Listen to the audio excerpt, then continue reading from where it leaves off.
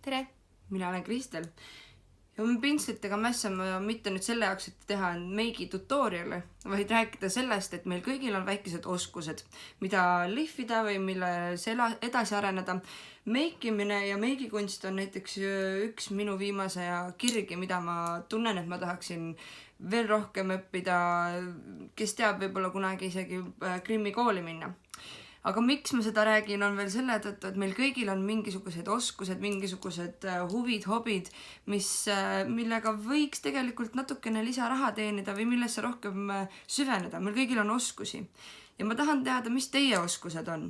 Ja selleks postita Facebooki või Instagrami pilt või video oma oskusest, kirjuta sinna alla, mis su oskus on ja pane #mina oskan. Ja siis siit altpoolt võite lugeda, milliseid erinevaid vägevaid auhindu tänu sellele võita. Nii et näidake oma oskust.